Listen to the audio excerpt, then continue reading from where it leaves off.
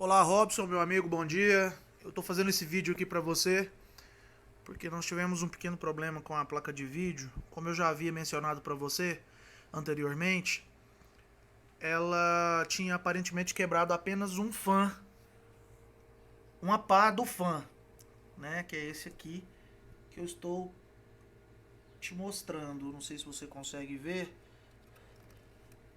mas aqui está faltando uma pá e aqui outra pá.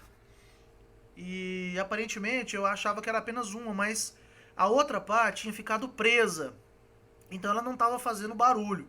Porém, hoje de manhã eu fui dar uma olhada na máquina e essa pá que havia ficado presa, ela simplesmente caiu aqui, ó.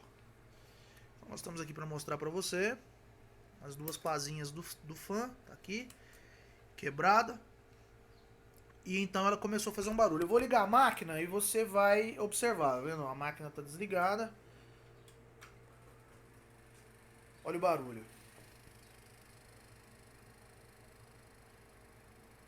Só que esse barulho, a máquina tá ligada. Só que esse barulho, Robson, ele fica muito intenso quando a gente aciona o jogo. Porque ao acionar o jogo, a memória da placa de vídeo é ativada e a memória do computador também. Você sabe, então, a placa de vídeo é acionada.